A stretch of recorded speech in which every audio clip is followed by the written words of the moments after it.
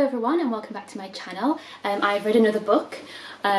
This is The Hand That First Held Mine by Maggie O'Farrell, and I don't think I had actually ever heard of her as an author, which may just be entirely my ignorance. I don't think I have anyway, or anything that she's written.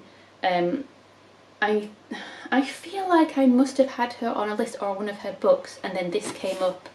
I can't honestly remember why I ended up buying this, but I do love the title, The Hand That First Held Mine. So it has it could be like something quite innocent and sweet, or it does sound like it could be something quite sinister. It could be like a crime horror, like a point horror, like a teenage point horror with a evil babysitter or something. It's not that.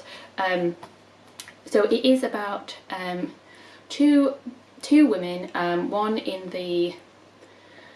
starting in the 1950s and then moving through a couple of the subsequent, well, the 50s and 60s, and then more into the present day. And so you have Lexi in the 50s who ends up leaving her home and moving to London, and ends up moving in with a man to the shock of her parents, who then refuse to speak to her, but she sort of creates this new life for herself where she becomes really involved in the art world and the journalism world and becomes a journalist. And then you also have Ted and Elena. I think that's how you're supposed to say her name, Elena. She's Swedish? Oh, I can't remember. I feel like maybe she's half Swedish, half Dutch, half Swedish, half Danish. I can't remember, my brain. And so it's these two lives, these two women. Ted and Elena have just had a baby, which has thrown their world into a bit of chaos, especially because it was quite a traumatic birth experience. And then because I have a toddler who's 20 months old, it hit some nerves. It was very, I mean, my birth experience and things were not that traumatic and stuff, but definitely appreciated some of what was written. It was a very, very believable, realistic description of life with a baby and life with a young child, and just that feeling of you've lost yourself and what on earth is going on and what's happening, and you're just so tired and everything's just a bit stressful. So Elena is kind of struggling with all that kind of stuff, the tiredness, the stress. She doesn't really remember the birth, and it all kind of comes back to her in a bit of sort of flashbacks. And then Ted is also struggling with some odd memories that he's having of his own childhood that he doesn't really, can't really understand properly, because they don't really fit into what he the rest of his childhood that he remembers.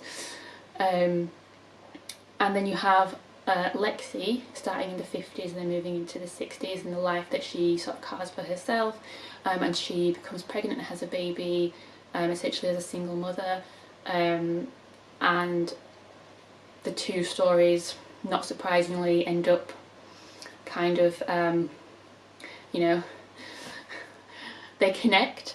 Not to give too much away, it's not a massive shock what the connection is, I don't think, but it's done quite well, I think. It isn't frustratingly drawn out over far too long. It does allow you to kind of figure things out, and it kind of reveals the surprise at a time when you've basically figured it out yourself.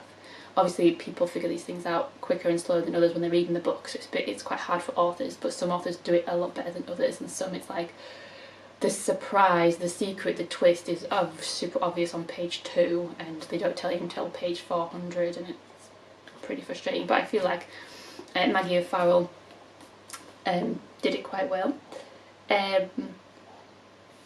It's a brilliant book, I thought. It's so upsetting.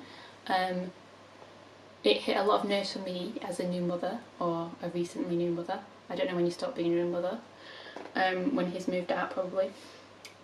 So it stayed with me for several days, where I just felt sad.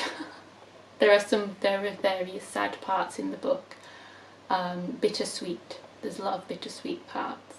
I identified with Elena and her experience of new motherhood, and also with Lexi and her experiences.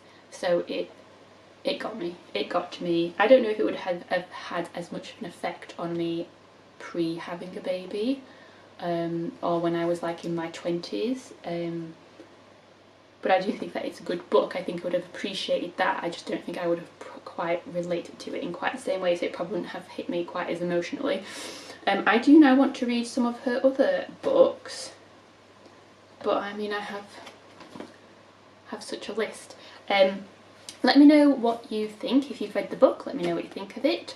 Let me know if you've read any of her other books and any that you would recommend. Yeah, if you've liked the video, do give me a like, and if you would like to see more, please do subscribe to the channel.